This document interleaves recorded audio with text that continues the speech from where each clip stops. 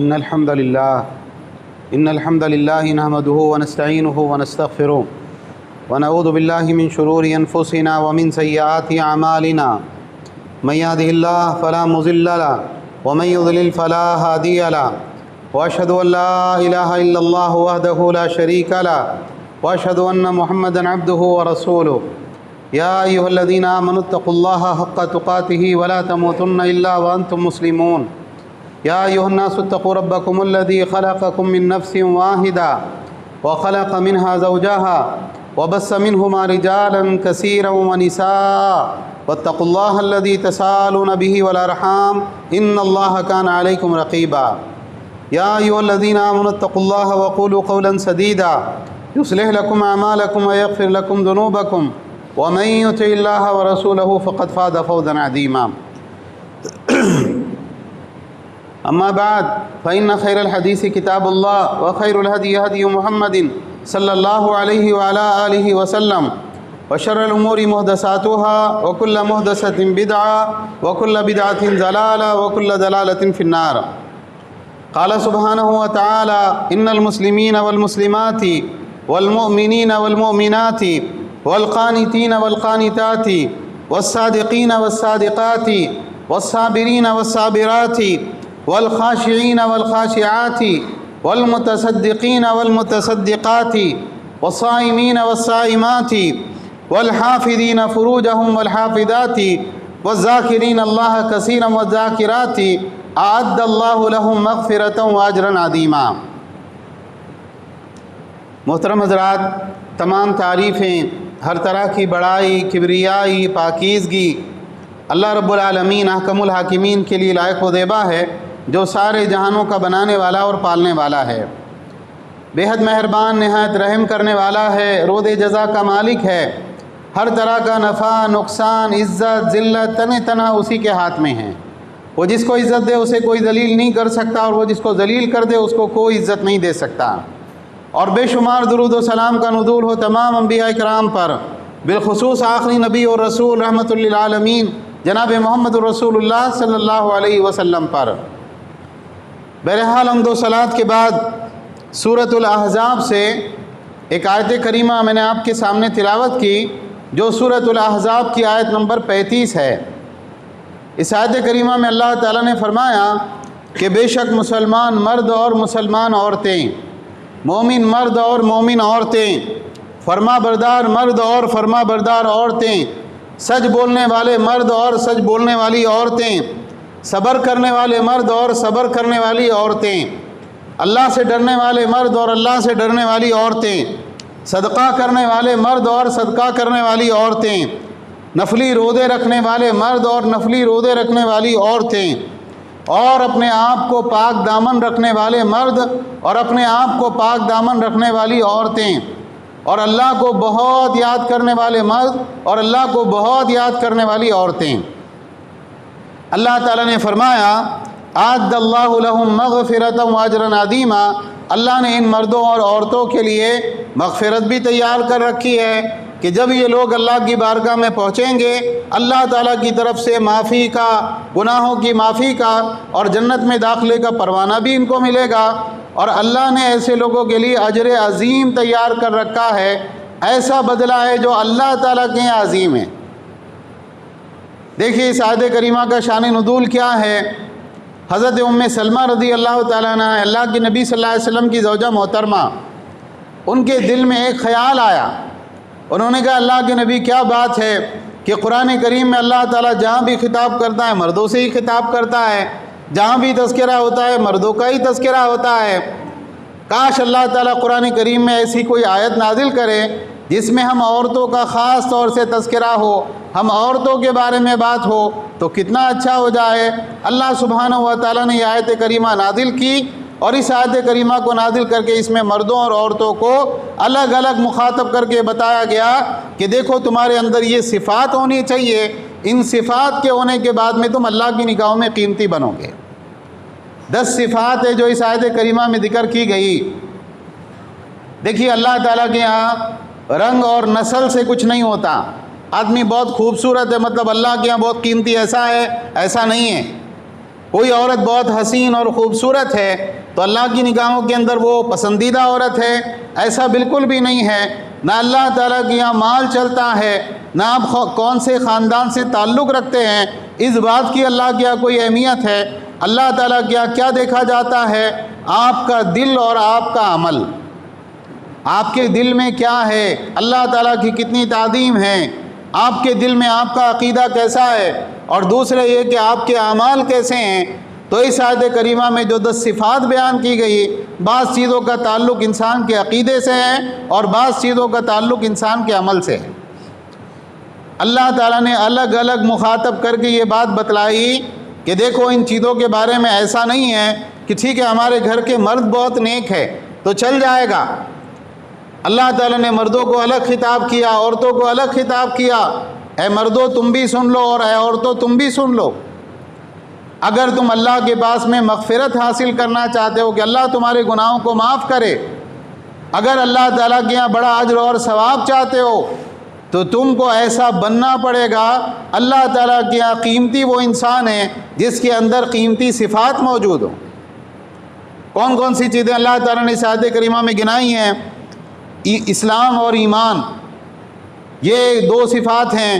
پھر اس کے بعد میں فرما برداری، پھر اس کے بعد میں سچائی، اس کے بعد میں صبر، اس کے بعد میں خشوع، یعنی اللہ تعالیٰ کے خوف کی وجہ سے جو کیفیت انسان کے اوپر طاری ہوتی ہے، اور اس کے بعد میں اپنے مال میں سے اللہ کی راہ میں خرچ کرنا مردوں کے لیے بھی ضروری ہے اور عورتوں کے لیے بھی ضروری ہے۔ اور اللہ سبحانہ و تعالیٰ نے بتایا کہ نفلی روزے رکھنا فرض روزوں کے ساتھ میں، اور اپنے آپ کو عفیف اور پاک دامن رکھنا، اپنی عزت اور آبرو کی حفاظت کرنا، یہ صرف عورتوں کے لیے نہیں بلکہ مردوں کے لیے بھی ضروری اور عورتوں کے لیے بھی ضروری۔ اور اللہ تعالیٰ نے بتایا کہ ہمیں اللہ تعالیٰ کو بہت یاد کرنا ہے، مردوں کے لیے بھی یہ بات ضروری اور عورتوں کے لیے بھی یہ بات ضروری۔ یہ 10 صفات اگر جو ہے مسلمان مرد اور مسلمان عورتیں اپنی زندگی کے اندر پیدا کریں گے تو یہ لوگ اللہ کی نگاہوں میں قیمتی بنتے ہیں اور اللہ کے یہاں بڑے اجر و ثواب کے مستحق اور حقدار بنتے ہیں۔ سب سے پہلی جو 2 چیزیں اللہ نے گنائیں، اسلام اور ایمان۔ ان المسلمین والمسلمات والمؤمنین والمؤمنات، مسلمان مرد اور مسلمان عورتیں، مومن مرد اور مومن عورتیں۔ بولے ہم تو ہیں نا مسلمان۔ دیکھیے ہمارے یہاں اسلام کا تصور کیا ہے؟ اسلام کا تصور یہ ہے کہ ہم مسلمان خاندان میں پیدا ہوئے، اور بہت سارے لوگوں کے ذہن میں یہ بات ہوتی ہے کہ اسلام اور ایمان ایک ہی تو چیز ہے، جو مسلمان ہے وہ مومن ہے، جو مومن ہے وہ مسلمان ہے۔ ہمارے دادا ہمارے ابا خاندانی مسلمان ہیں، ہم نسلوں سے مسلمان چلے آ رہے ہیں، اور نام بھی ہمارا مسلمانوں جیسا ہے، عبداللہ، عبد الرحمن، ہے نا، زینب، عائشہ، اور ہم گوشت بھی کھاتے ہیں تو ہم پکے سچے مسلمان ہوئے۔ لیکن اللہ تعالیٰ اس آیت کریمہ میں کیا بتا رہا ہے؟ مسلمان ہونا ضروری ہے، مومن ہونا ضروری ہے۔ یہ کوئی ایسی چیز نہیں ہے کہ بس ٹھیک ہے ہماری ذات کے ساتھ میں یہ چیز بس ہے، اگر ہم کچھ بھی نہ کریں تب بھی ہم مومن اور مسلمان رہیں گے۔ اس میں بتایا جا رہا کہ اسلام اور ایمان کمائی جانے والی چیز ہے۔ اسلام کے معنی کیا ہوتے ہیں؟ اسلام کے معنی ہوتے ہیں اطاعت اور فرما برداری کے، اپنا سر تسلیم خم کر دینا، اپنے آپ کو سرنڈر کر دینا، اپنے آپ کو اللہ کے احکام کا پابند کر دینا۔ جیسے قرآن میں اللہ نے حضرت ابراہیم علیہ السلام کے بارے میں کیا فرمایا؟ اذ قال له رب اسلم قال اسلمت لرب العالمین۔ جب ان سے ان کے رب نے کہا کہ ابراہیم فرما بردار ہو جا، اس نے کہا میں رب العالمین کا فرما بردار ہو گیا۔ اور ایمان کے معنی کیا ہے؟ ایمان کے معنی دل کے یقین کے ہیں، کہ آپ کے دل کے اندر اللہ کی عظمت، اللہ کی بڑائی، اللہ کے رب ہونے کا احساس، اور رسولوں کی عظمت کہ فلاں فلاں اللہ کے رسول ہیں، اور اس کے بعد میں اللہ کی کتابوں کی عظمت، اور اس کے ساتھ میں یہ ہے کہ اچھی اور بری تقدیر کا عقیدہ، فرشتوں کے موجود ہونے کا عقیدہ، آخرت کے دن کا عقیدہ۔ یہ ایسا گہرا اور ٹھوس یقین آپ کے دل میں ہو کہ وہ دل کے یقین کی وجہ سے آپ کے اعمال کے اوپر اس کے اثرات نظر آئیں کہ واقعی یہ مومن ہے، جبھی تو یہ اعمال کر رہا ہے۔ اللہ کے نبی صلی اللہ علیہ وسلم کے زمانے میں بعض دیہاتی لوگ مسلمان ہوئے، اور مسلمان ہونے کے بعد اللہ کے نبی صلی اللہ علیہ وسلم کے پاس آتے اور اللہ کے نبی صلی اللہ علیہ وسلم کے پاس آ کے اپنے ایمان کو گویا بطور احسان جتاتے، دیکھو ہم مومن ہو گئے نا، ہم نے اللہ کے اوپر ایمان لائے اور ہم نے فلاں فلاں کام کیا، تو ہم کتنے اونچے لوگ ہیں، آپ کو ہمارا ویسا اکرام کرنا چاہیے۔ اللہ تعالیٰ نے سورہ حجرات میں آیت اتاری اور اللہ تعالیٰ نے کہا قالت الاعراب آمنا قل لم تؤمنوا ولکن قولوا اسلمنا ولما يدخل الایمان فی قلوبکم، دیہاتی لوگ آپ کے پاس آ کر کہتے ہیں کہ ہم ایمان لے آئے، آپ ان سے کہیے ابھی تم مسلمان ہوئے ہو اور ایمان ابھی تمہارے دل میں داخل نہیں ہوا۔ ایمان کمانا پڑتا ہے، اپنے اندر ویسا عقیدہ مضبوط کرنا پڑتا ہے، اللہ کی ذات کا وہ یقین، آخرت کا وہ یقین، اچھی اور بری تقدیر کا وہ یقین انسان کو اپنے دل میں پیوست کرنا پڑتا ہے، اس کے بعد وہ مسلمان سے مومن کے درجے میں پہنچتا ہے۔ سورہ انفال میں اللہ تعالیٰ نے کیا فرمایا؟ انما المؤمنون الذین اذا ذکر اللہ وجلت قلوبهم واذا تلیت علیہم آیاتہ زادتہم ایمانا وعلی ربہم یتوکلون الذین یقیمون الصلاة ومما رزقناہم ينفقون اولئک هم المؤمنون حقا۔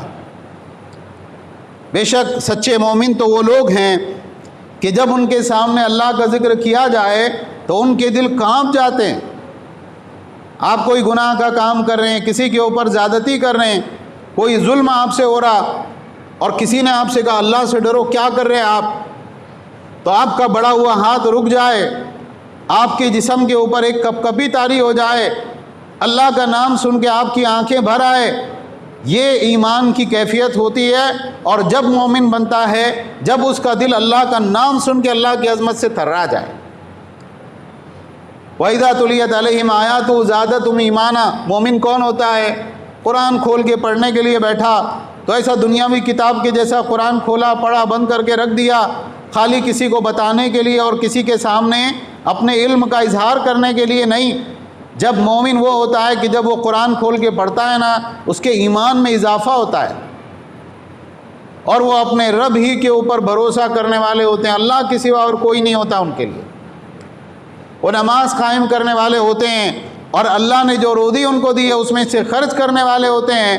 اللہ تعالیٰ نے فرمایا کہ جب یہ ساری صفات تمہارے اندر آئیں گے نا، تب تم جو ہے سچے مومن بنو گے۔ اولئک هم المؤمنون حقا، یہ وہ لوگ ہیں جو اللہ کے نزدیک سچے مومن ہیں۔ تو آدمی صرف اپنے نام اور اپنی نسل کے اوپر قانے نہ رہے۔ اللہ کے نبی صلی اللہ علیہ وسلم کی جو حدیث جس کو امام مسلم نے اپنی صحیح میں ذکر کیا، جب آپ نے اپنی دعوت کا آغاز کیا، اللہ تعالیٰ نے آپ کو کہا وانذر عشیرتک الاقربین، اپنے قریبی رشتہ داروں کو بھی ڈرائیے۔ تو اللہ کے نبی صلی اللہ علیہ وسلم نے حضرت فاطمہ رضی اللہ تعالیٰ سے کیا کہا؟ آپ غور کریں، فاطمہ بنت محمد ہے، ان سے کیا کہا تھا آپ نے کہا تھا اے فاطمہ اگر میرے مال میں سے کچھ چاہیے تو تم لے لو ابھی، لیکن یاد رکھنا میں اللہ کے دربار میں تمہارے کوئی بھی کام میں نہیں آنے والا۔ اللہ تعالیٰ کی اصل چیز انسان کا ایمان ہے، عقیدہ ہے، اس کا اسلام ہے، اس کی فرما برداری ہے۔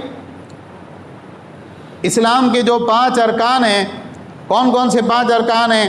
انسان شہادتین کی گواہی دے، اللہ کے سوا کوئی معبود نہیں، محمد صلی اللہ علیہ وسلم اللہ کے رسول ہیں، اور نماز قائم کرے اور زکوٰۃ ادا کرے اور رمضان المبارک کے روزے رکھے، اور اللہ تعالیٰ نے مالی استطاعت دیے تو حج بیت اللہ کے لیے جائے۔ سب کا تعلق ظاہری اعمال سے ہے کہ آپ بالکل اللہ تعالیٰ کے ایسے فرما بردار ہو گئے کہ آپ کی ذاتی خواہشات کچھ نہیں، آپ کا مال بھی اللہ کی راہ میں لگے گا اور آپ کی جان بھی اللہ کے حکم کے مطابق خرچ ہوگی۔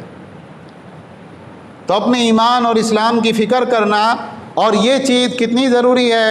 اللہ نے مردوں کو الگ نام لے کے حکم دیا، عورتوں کو الگ نام لے کے حکم دیا کہ ہمارے یہاں کون؟ مومن مرد اور مومن عورتیں، مسلمان مرد اور مسلمان عورتیں، یہ ہمارے یہاں قیمتی ہیں۔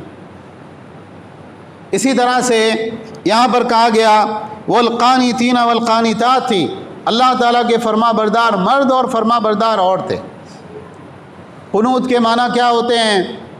جب ایمان اور اسلام کے بعد میں جب دل میں ایمان پختہ ہوتا ہے تو ظاہری اعضاء کے اوپر ایک فرما برداری کی کیفیت پیدا ہوتی ہے. جیسے اللہ تعالیٰ نے کہا حافظوا علی الصلوات والصلاۃ الوسطیٰ وقوموا للہ قانتین، نماز کے اندر اللہ کے سامنے فرما بردار بن کے کھڑے رہو. اب پہلے یہ ہوتا تھا کہ لوگ آپس میں نماز کے دوران ضروری بات بھی کر لیا کرتے تھے، ادھر ادھر دیکھ بھی لیا کرتے تھے. جب یہ آیت کریمہ نازل ہوئی اب اس کے بعد میں بات کرنا بھی منسوخ ہو گیا، ادھر ادھر دیکھنا بھی منسوخ ہو گیا. بالکل آدمی اپنے سینے پر اپنے ہاتھوں کو باندھ کر اللہ کے سامنے کھڑا ہے. تو یہ جو فرما برداری کی کیفیت ہے یہ نماز میں تو ہوتی ہے، لیکن نماز کے علاوہ بھی آپ کی زندگی میں فرما برداری کی یہ کیفیت ہونا چاہیے کہ دور سے کوئی آدمی دیکھے تو اس کو یہ اندازہ ہو جائے یہ آدمی اللہ کا نافرمان نہیں بلکہ اللہ کا فرما بردار ہے. ایک مسلمان مرد ہے تو اس کے چہرے کے اوپر داڑھی ہونا چاہیے. ایک مسلمان عورت ہے، مسلمان کوئی خاتون ہے، لڑکی ہے، بالغ ہے، تو اس کے جسم کے اوپر پردہ اور حجاب ہونا چاہیے، اور ایسا حجاب ہونا چاہیے جو واقعی حجاب ہو کہ انسان دور سے دیکھے تو بھی اس کو سمجھ میں آئے کہ یہ کوئی اللہ کا نافرمان اور باغی نہیں جا رہا بلکہ اللہ کا فرما بردار انسان جا رہا ہے. اللہ تعالیٰ نے فرمایا امن ہوا قانت آناء اللیل ساجدا وقائما یحذر الآخرۃ ویرجو رحمت ربہ قل هل یستوی الذین یعلمون والذین لا یعلمون انما یتذکر اولو الالباب. آپ کہہ دیجئے کہ وہ انسان جو قانت ہے، اللہ کا فرما بردار ہے، اور وہ رات کے وقت میں رات کے اوقات کو سجدے میں اور قیام کی حالت میں گزارتا ہے، رات میں قیام اللیل کرتا ہے، تہجد کی نماز پڑھتا ہے، آخرت میں برے انجام سے ڈرتا ہے، اللہ کے غصے سے، جہنم سے، اور اپنی رب کی رحمت کا امیدوار ہے. اللہ تعالیٰ نے کہا یہ اور اللہ کا نافرمان برابر ہو سکتے ہیں؟ یہ کبھی بھی برابر نہیں ہو سکتے.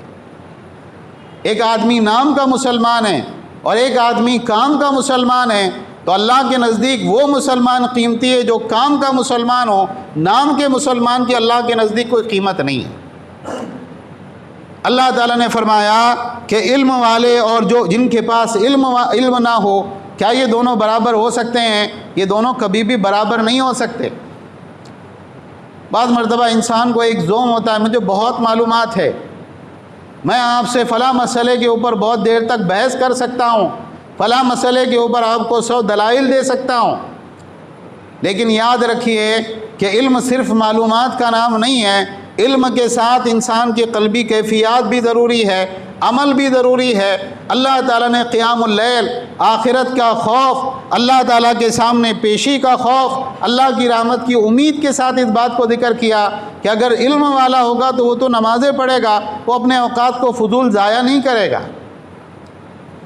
اسی طرح سے آپ دیکھیں کہ اللہ تعالیٰ نے فرمایا سچ بولنے والے مرد اور سچ بولنے والی عورتیں. آپ بہت نیکیاں کرتے ہیں لیکن آپ میں جھوٹ بولنے کی عادت ہے. آپ وقت آنے کے اوپر کوئی بات اپنے دل سے بنا کے گھڑ کے لوگوں کو سنا دیتے ہیں، کسی کے سامنے کوئی جھوٹا بہانہ اور عذر پیش کر دیتے ہیں. آپ اللہ کی نگاہوں میں قیمتی نہیں بن سکتے. اللہ کے نبی صلی اللہ علیہ وسلم نے فرمایا کہ آدمی سچ بولتا رہتا ہے اور سچ بولنے کی کوشش اس کی ہوتی ہے، یہاں تک کہ اللہ کے یہاں اس کے نام کے ساتھ صدیق لکھ دیا جاتا ہے، بہت سچا انسان ہے. اور آدمی جھوٹ بولتا رہتا ہے اور جھوٹ بولنے کی اس کی کوشش ہوتی ہے، یہاں تک کہ اللہ کے یہاں اس کے نام کے ساتھ لکھ دیا جاتا ہے فلاں بہت کذاب ہے. اور آپ نے کہا سچائی انسان کو نیکی کے راستے پر لے جاتی ہے اور جھوٹ انسان کو گناہ کے راستے پر لے جاتا ہے. اگر ایک انسان جھوٹ بولنے کی عادت میں مبتلا ہے، ضروری نہیں ہے اور دوسرا کوئی بہکانے والا ہو، یہ خود بھٹک کر گناہوں کے راستے پر جائے گا اور گناہ اس کو کھینچ کے جہنم میں لے جائیں گے. تو مردوں کے لیے بھی ضروری، عورتوں کے لیے بھی ضروری. اسی طرح سے اللہ تعالیٰ نے فرمایا صبر کرنے والے مرد اور صبر کرنے والی عورتیں. نیک اعمال کے اوپر صبر جمنا، نیک اعمال کو پابندی کے ساتھ کرنا، گناہوں سے صبر. گناہ کی طرف دل للچا رہا ہے لیکن ایک انسان بولے نہیں مجھے یہ نہیں کرنا ہے، کیوں؟ اللہ نے اس کو آرام کیا ہے. اور دنیا میں پیش آنے والے مشکل حالات کے اوپر صبر کہ انسان تنگی اور مالی پریشانی اور بیماریاں اور لوگوں کا ستانا اور اذیت دینا، یہ ساری چیزوں کے اوپر بھی صبر کرے اور کوئی ایسا رویہ نہ رکھے جو اللہ تعالیٰ نے منع کیا ہے۔ یہ بہت اونچا درجہ ہے صبر کا، اور مردوں کو بھی اس کی ضرورت ہے، عورتوں کو بھی اس کی ضرورت ہے۔ آپ غور کریں، اللہ کے نبی صلی اللہ علیہ وسلم کے زمانے کی عورتوں پر جب ابتداءً اسلام آیا، حضرت اسماء رضی اللہ، حضرت سمیہ ہیں، حضرت زنیرہ ہے، بعض عورتوں کو لوگوں نے شہید کر دیا۔ اتنی تکلیف ان کو اللہ کی راہ میں برداشت کرنی پڑی۔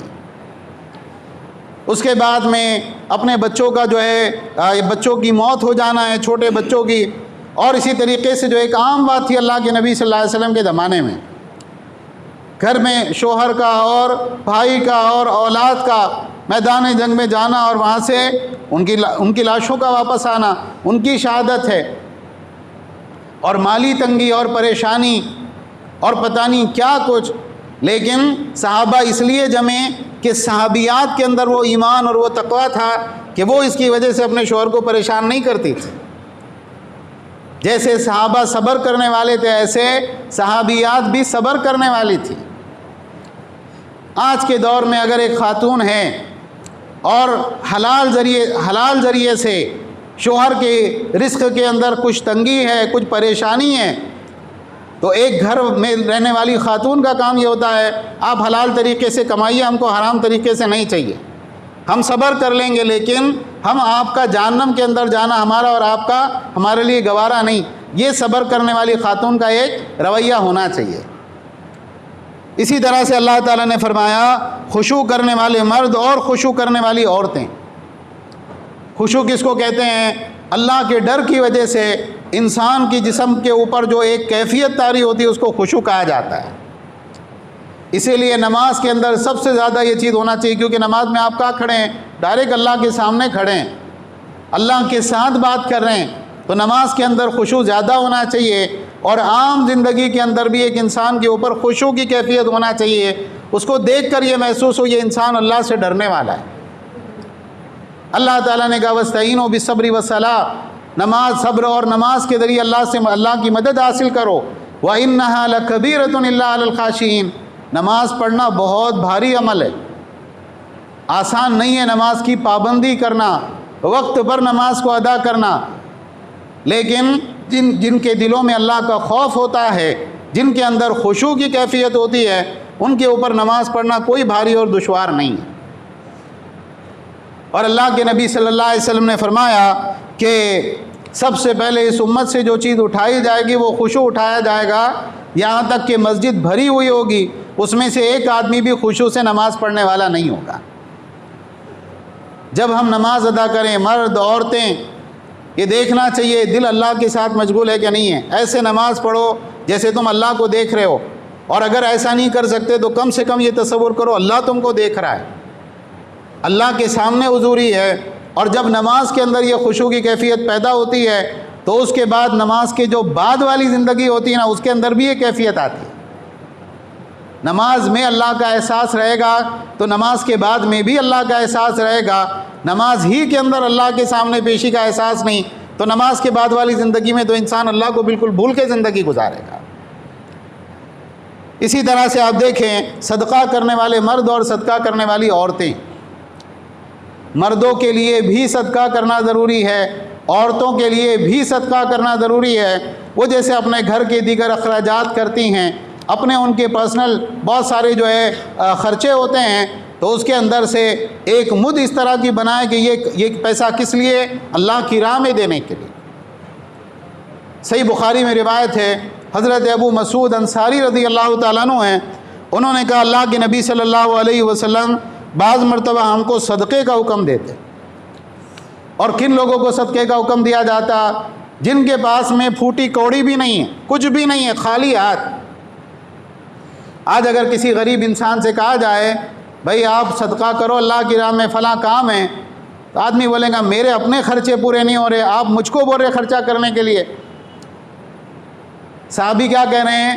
اللہ کے نبی صلی اللہ علیہ وسلم نے ہم کو صدقہ کرنے کا حکم دیا، تو ان طلق احدنا الی السوق فیحامل فیصیب المدہ، ہم میں سے ایک آدمی بازار جاتا اور بازار میں جا کے بولتا ہے کیا کوئی مزدوری کسی کو چاہیے، مزدور کسی کو چاہیے؟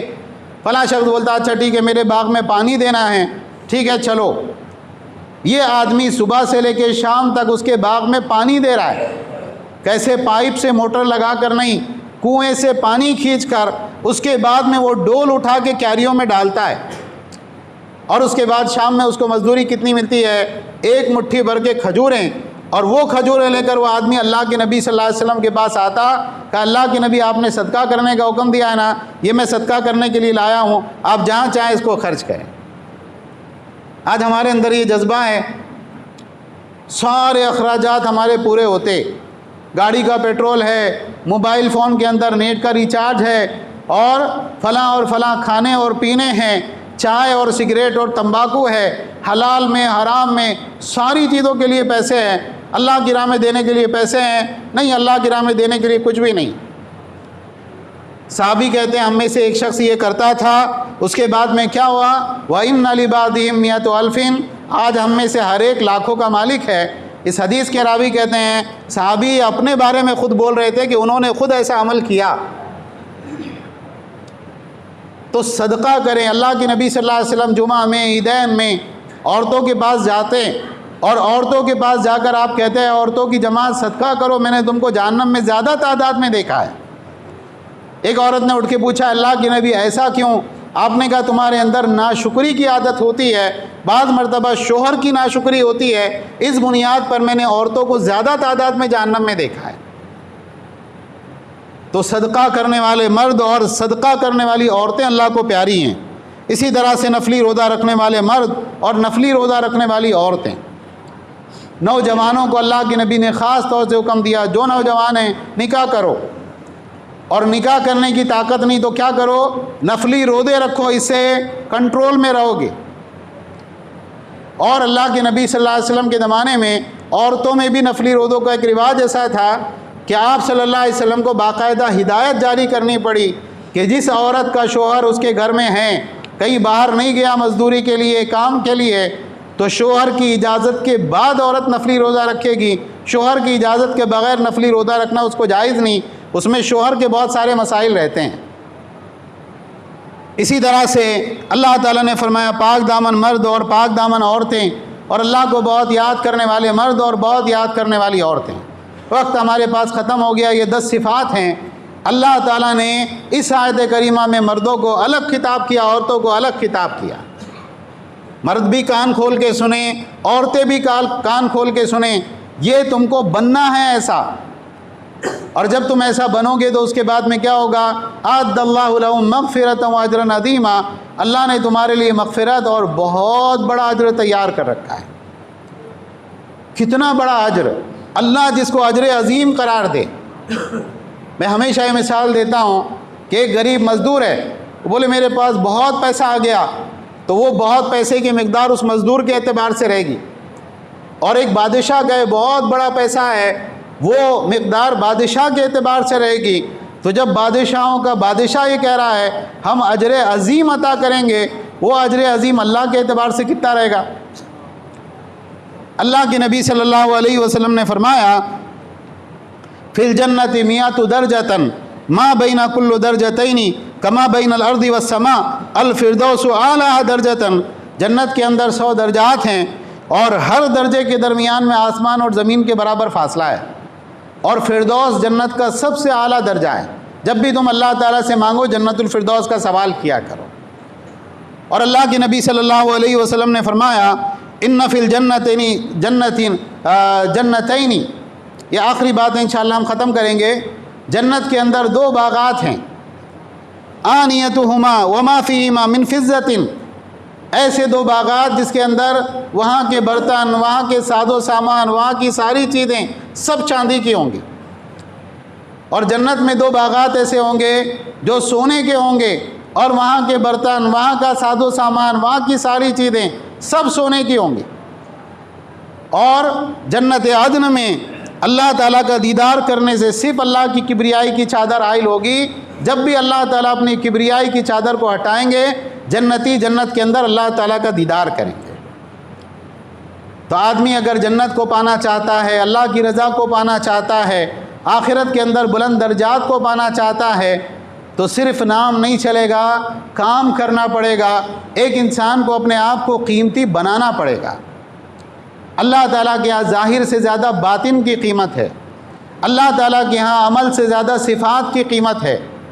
ایک وقتی طور پر ایک جذبے کے تحت آپ نے کوئی نیکی کا کام کر لیا، اس سے زیادہ ضروری یہ ہے کہ آپ اپنے دل کے اوپر محنت کر کے اپنے دل کو ایسا بنائیں کہ آپ اپنے دل سے ہمیشہ اللہ کو راضی کرنے والے کام کریں۔